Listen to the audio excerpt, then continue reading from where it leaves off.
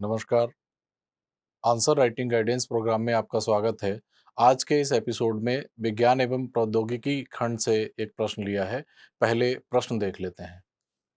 प्रश्न है, human genome project read और ह्यूमन जीनोम प्रोजेक्ट राइट के मध्य अंतर स्पष्ट करें। इन प्रोजेक्टों के कौन से लाभ अपेक्षित हैं?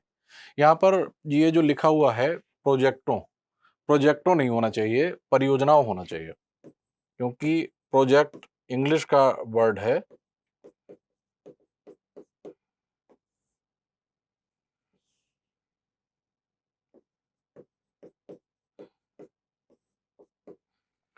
और अगर प्रोजेक्ट का प्लूरल लिखना होगा तो इसे प्रोजेक्ट्स लिखा जाएगा। तो यहाँ पर हमें ह्यूमन जीनोम प्रोजेक्ट रीड और ह्यूमन जीनोम प्रोजेक्ट राइट के मध्य अंतर स्पष्ट करना है और इनसे होने वाले लाभों के बारे में लिखना है। पहले समझ लेते हैं कि ह्यूमन जीनोम परियोजना है क्या। ह्यूमन जीनोम प्रोजेक्ट वर्ष 1990 में अमेरिका द्वारा शुरू की गई एक परियोजना है, जिसमें कई अन्य देशों का सहयोग प्राप्त हुआ था। प्रारंभ में इसकी अवधि 15 वर्ष रखी गई थी, किंतु ये 2 वर्ष पूर्व ही अर्थात वर्ष 2003 में ही पूर्ण हो गई थी। और इस परियोजना का मुख्य उद्देश्य प्रत्येक कोशिका के गुणसूत्र में मौजूद डीएनए के 4 अनुक्रमों का पता लगाना तथा उनकी संरचना, संगठन तथा कार्य को समझना था। अब समझ लेते हैं कि मानव जीनोम परियोजना के लाभ क्या-क्या हैं। मानव जीनोम परियोजना से आनुवांशिक बीमारियों के आधार तथा उससे जुड़े जीनों की पहचान की जा सकती है। और मानव जीनोम परियोजना से प्राप्त आंकड़ों के आधार पर मानव के विकास क्रम, उनके विस्थापन तथा अन्य जीवों के साथ मानव के संबंधों का निर्धारण किया जा सकता है। मानव जीनोम परियोजना के अध्ययन से जोखिम संबंधी आकलन में मदद मिलती है और इसके साथ ही किसी व्यक्ति पर विकिरण, विषैले पदार्थ तथा कैंसर उत्प्रेरक तत्वों आदि के प्रभाव का भी पता लगाया जा सकता है। और मानव जीनोम परियोजना से जीनोम के अनुरूप कस्टम ड्रग्स या डिजाइनर ड्रग्स का निर्माण किया जा सकता है, जिसके नकारात्मक प्रभाव शून्य होंगे और प्रभावी उपचार संभव होगा। जीन में उपस्थित कमी को पहचान करके जीन चिकित्सा द्वारा आनुवांशिक रोगों का उपचार भी किया जा सकता है। तो ये थे अभी तक जो ह्यूमन जीनोम प्रोजेक्ट था रीड, उसके लाभ और ह्यूमन जीनोम प्रोजेक्ट के बारे में अभी तक हम लोगों ने समझा था। अब समझ लेते हैं कि जो ह्यूमन जीनोम प्रोजेक्ट राइट है, इंग्लिश में मैं लिख दे रहा हूँ।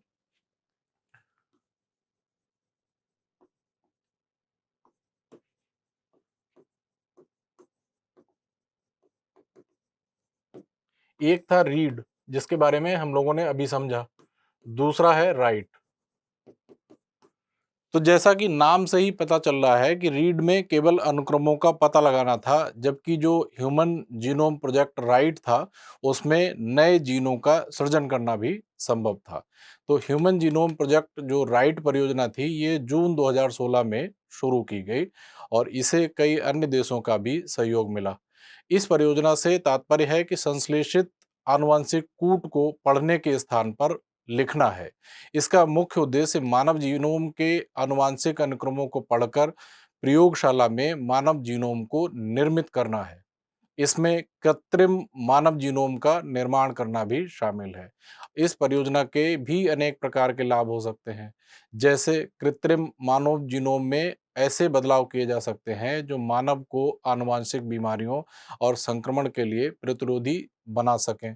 भारत को एचजीपी राइट या ह्यूमन जीनोम प्रोजेक्ट राइट के संभावित लाभों में मलेरिया, डेंगू, चिकुनगुनिया जैसी बीमारियों के लिए नए समाधान प्राप्त होंगे। एचजीपी राइट के माध्यम से विकसित किए जाने वाले उपकरण, तकनीक और प्रौद्योगिकी व्यक्तिगत जीन और जीनोम को कुशलतापूर्वक और कम लागत में बनाने की दिशा में सभी जीवों पर सार्वभौमिक रूप से लागू होंगी, विशेष रूप से छोटे जीनोम वाले जीवों जिनमें कि वायरस भी शामिल है। और एचजीपी या ह्यूमन जीनोम प्रोजेक्ट राइट का एक सबसे मुख्य जो प्रयोग है, वह है टीके का विकास करना। तो ये सारे जो लाभ थे ह्यूमन जीनोम प्रोजेक्ट रीड और राइट के, मिलते जुलते हैं, कोई ज़्यादा अंतर नहीं है। जहाँ पर ह्यूमन जीनोम प्रोजेक्ट रीड में केवल जो डीएनए के अनुक्रम है, 4 अनुक्रम है, उनको रीड किया जा सकता है, उन अनुक्रमों को पढ़ा जा सकता है, वहीं मानव जीनोम प्रोजेक्ट राइट में नए जीनोम का निर्माण करना भी संभव हो सकता है। तो इन्हीं सारी चीज़ों को अगर लिख देंगे, उससे उत्तर की पूर्ति हो जाएगी। अब देखते हैं कि इस बच्चे ने क्या लिखा है।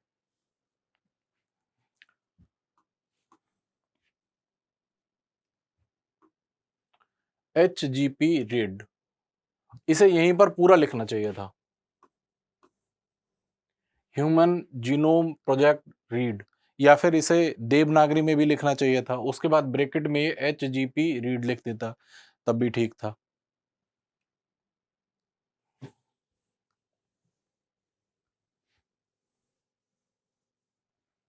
Human genome project read America द्वारा शुरू की गई एक बहुराष्ट्रीय परियोजना है। ये बात सही है। अमेरिका के साथ साथ कई अन्य देश भी इस परियोजना में शामिल थे। इसका उद्देश्य मानव जीनोम, जीनोम को देवनागरी में ही लिखना चाहिए था। बाद में चाहता तो ये इंग्लिश में इसे जीनोम को भी लिखा जा सकता है। कुछ ऐसे शब्द होते हैं ट्रांसक्रिप्शन के, जिन्हें लिपि बदल जाती है लेकिन शब्द वही रहते हैं। जीन हो गया या जीनोम हो गया, तो ये सारे शब्द इस तरह के होते हैं जिन्हें दोनों भाषाओं में, हिंदी इंग्लिश में, एक जैसा ही लिखा जाता है। स्क्रिप्ट चेंज हो जाती है केवल। मानव जीनोम का अध्ययन करना और डीएनए को भी पहले तो हिंदी में ही लिखा जाना चाहिए था, बाद में इसे ब्रैकेट में लिखा जाना चाहिए था, क्योंकि हिंदी मीडियम की कॉपी है ये। N2 जहां पर लिखा है, यहां पर इसे नाइट्रोजन लिखना चाहिए था। नाइट्रोजन क्षार अनुक्रम का निर्धारण करना है, ये बात सही है। इसके अंतर्गत मानव जीनोम का तुलनात्मक विश्लेषण किया गया तथा अध्ययन और विश्लेषण के लिए बायो इन्फॉर्मेटिक्स, जैव सूचना और सुपर कंप्यूटर कंप्यूटर को भी अधूरा लिखा हुआ है, का प्रयोग किया गया। HGP रीड से लाभ, इसे यहां पर भी लिखना चाहिए था, human genome project read.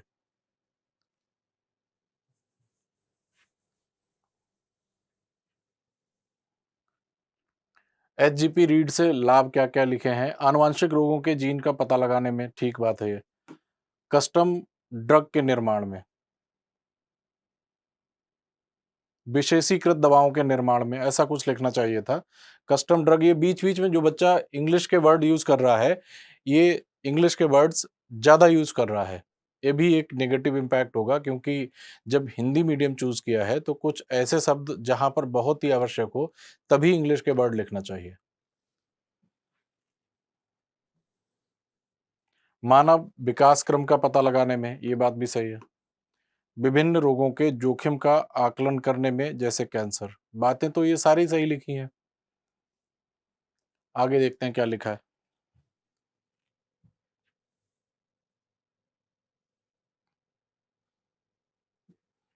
HGP right, फिर इसने इंग्लिश में ही लिखा है, इसे पूरा लिखना चाहिए था, मानव जीनोम परियोजना, उसके बाद ब्रैकेट में इसे लिख देना चाहिए था HGP राइट। HGP राइट एक बहुराष्ट्रीय परियोजना है जिसका उद्देश्य बायो इन्फॉर्मेटिक्स की मदद से कंप्यूटर पर N2, और ये जहां जहां इसने इंग्लिश के वर्ड इस्तेमाल किए हैं, इनको इंग्लिश में ब्रैकेट में लिखना ठीक होगा। इससे पहले हिंदी के शब्द देवनागरी में लिखे जाने चाहिए। N2 की जगह नाइट्रोजन।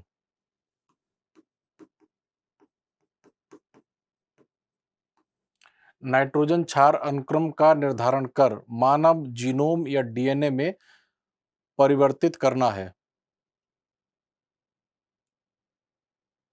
परिवर्तन करना है। HGP राइट के लाभ, लाभ दोनों के मिलते जुलते हैं। आनुवंशिक बीमारियों का इलाज होगा, मानव जीनोम की बेहतर समझ विकसित होगी, या कृत्रिम जीनोम भी विकसित किया जा सकता है, जीनोम में संशोधन किया जा सकता है, जीनोम संशोधन पर आधारित नई चिकित्सा विधियों का विकास होगा, ये बात भी सही है, टीके का विकास किया जा सकता है। तो ये बातें इस बच्चे ने जो भी लिखी हैं इस प्रश्न के उत्तर में, वो ठीक लिखी हैं। और आप लोगों को बता दूं कि ये प्रश्न 150 शब्दों के लिए था।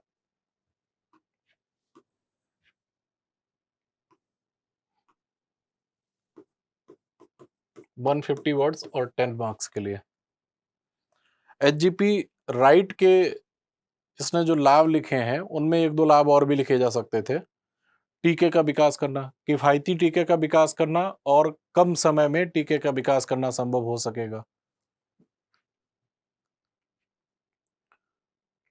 लेकिन एचजीपी राइट के लाभ कम लिखे हैं, रीड के लाभ ज्यादा लिखे हैं।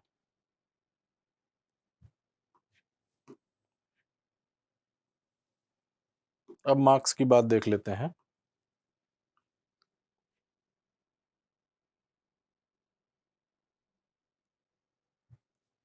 यहाँ पर जिस बच्चे ने एचजीपी रीड के बारे में जो कुछ भी लिखा है ये बिल्कुल सही है, 1 नंबर यहाँ पर दूंगा। एचजीपी रीड से जो लाभ दिए लिखे हैं वो भी सही लिखे हैं। पहले भाग के लिए मैं इसमें 1 + 1.5,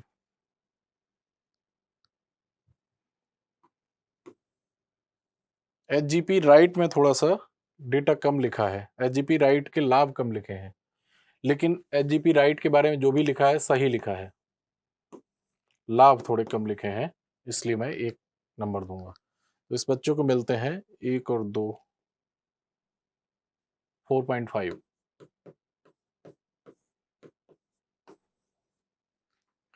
इस बच्चे ने प्रयास अच्छा किया, जो बातें लिखी हैं वो बिल्कुल सही लिखी हैं, बस इसने एचजीपी राइट वाले भाग में एचजीपी राइट परियोजना के जो लाभ हैं केवल 2 लिखे हैं, बल्कि इसे 1-2 लाभ और भी लिखने चाहिए थे।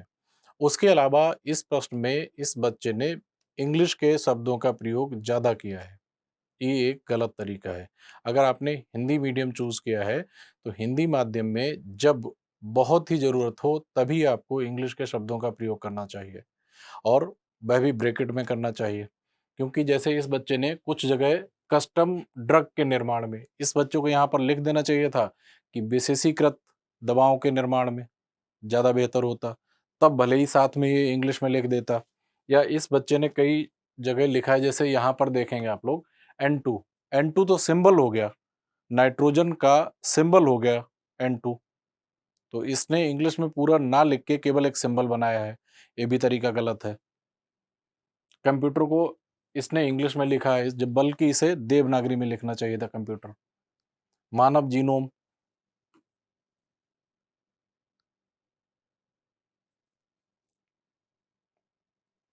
इसके अलावा भी सुपर कंप्यूटर ये लिखना चाह रहा था, लेकिन इसके साथ में सुपर के साथ में COMP केवल लिख दिया। तो इस तरीके से काम चलाऊ ना लिखें, स्पष्ट लिखें। आपने जो माध्यम चूज किया है प्रमुखता उसी माध्यम में लिखें, और जब बहुत ही आवश्यक हो या आपको लग रहा है कि कोई ऐसा शब्द है जो जटिल शब्द है, उसी के लिए अंग्रेजी भाषा का शब्द प्रयोग करें, वह भी ब्रैकेट में प्रयोग करें, मुख्य रूप से ना प्रयोग करें।